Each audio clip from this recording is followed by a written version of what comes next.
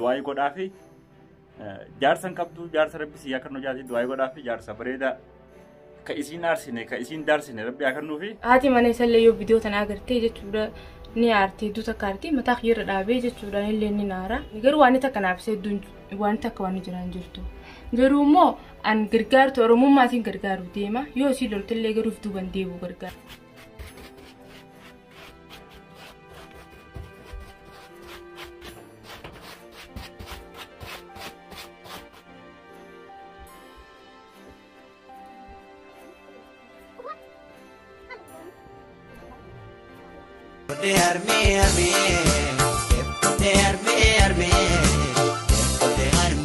Assalamu alaikum warahmatullahi wabarakatuh. Ashama harka fune daawwattoota hordoftoota maatii channel keenya jirra jirtu.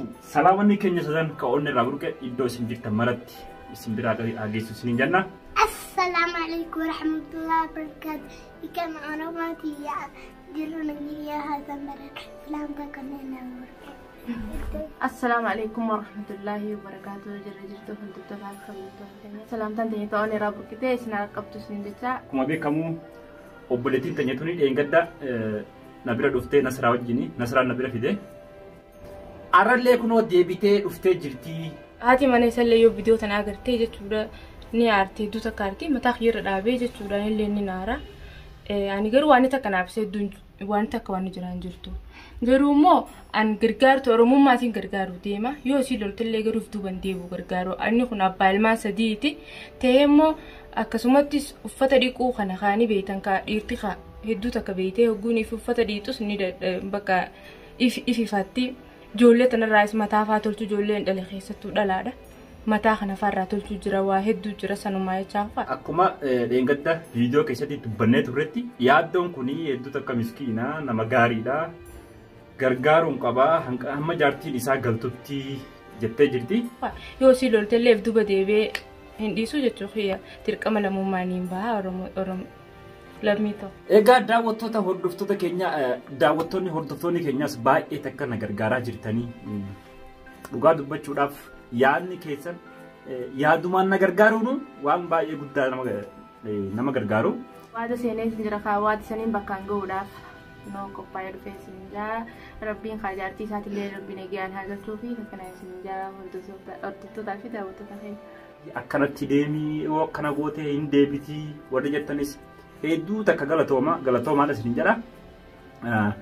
Warri yaaddoo sabaa yoo rakkoo qabaatte nun dhoysinii akkaawuntii kee ergadhuu maallaqa irratti sii buufna warri jettanis hedduu takka galatoomaadha. Noo akkuma beekamu mana tolchinee samboo darra huccuu miccinee kaan nyaata godhuuf deemnaa. Ayyaantuun mana sirreessitee jirti. Manni umaatiin manni bareedaadha. Mana nuti hinjikin. Mani xiqqoo tottolchaa nama fedhaa beektaa. Mana tottolchee isumaan xiqqoo uffata dhiqee bakka akkasii kare nyaataa deebinaa faana turaan afeerraa keenya. Yaaddoo akkamiif deemtaa namni jettanis jirtu wanni deemnuuf takkallee hin jiru. Isilleen waan hojii sa'aatii kanaaf waan hojii hin qabneef dirqama lamummaatti bahuudhaaf dhufte malee waan biraa fi daawwattoota hordoftoota keenyaa. Kanaafuu waan biratti isin qabatinaadha. Amma isilleen gara hojii jalqabuuf deemtu natti fakkaata. Kanaafuu hojiilee yeroo isin hojjettu kan irraa marruta. Ammoo bakka uffata dhiqatanitti maksalaan bakka san ibsaan baay'een jiru ibsaan guddaani. Kanaafuu alkalatti dhiitti bakka sanitti rakkoon qabu.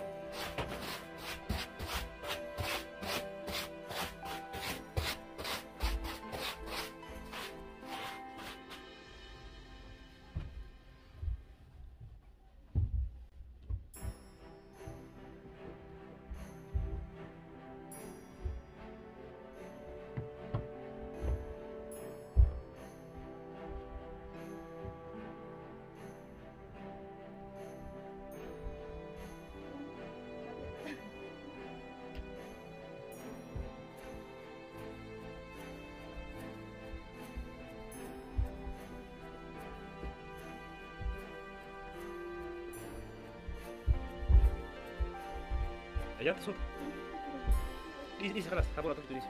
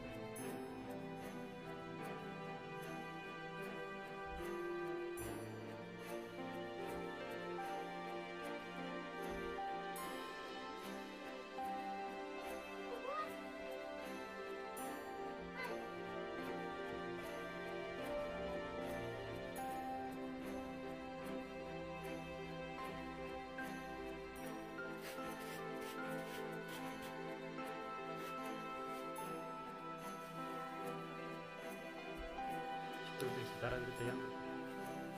Setara berapa ya kan? Ya salam. Jadi cakep. Habo gargarte? Malfa gargarte? Mahadda kalcho. Aye. Wan bira? Mataraga fidufi. Mahadda kafidufi. Aye. Waan isin tolchite jala balleessu. Huccuu kuno waan baatii lama akkanatti walitti qabee kuno akkanumatti akka argaa jirtan kanatti saada huccuu taanaa tanan dhiquu dandeessuuti maallaqaan dhiisisaatiif irraa dhiisitan. Adi rakkoon qabu kan ammaa fixaame. Laa huccuun hedduu baay'eedha. Laa ammaa ni guddatte. Ammaa fixaame tan ammaa tanaa waliin. Maallaqaan dhiisisaati. Adi rakkoon qabu ammaa ndaa. Tanatti binjinkidii irraa dhiisi. Dhiisi ilmaan digaa. Kalaas mana qulqulleessitee manni sunuu digaa. Dhiisi ilmaan digaa.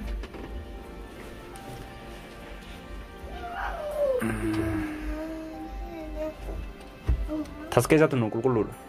Tarumaan dachaasaa.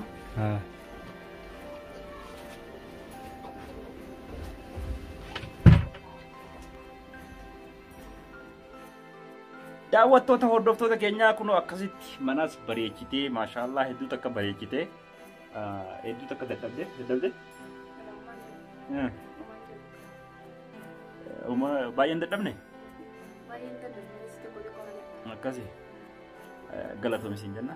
Daawwattoota hordoftoota keenya kaa'unoo intalli kun mucattiin tun baay'ee takka nu gargaaraa jirti.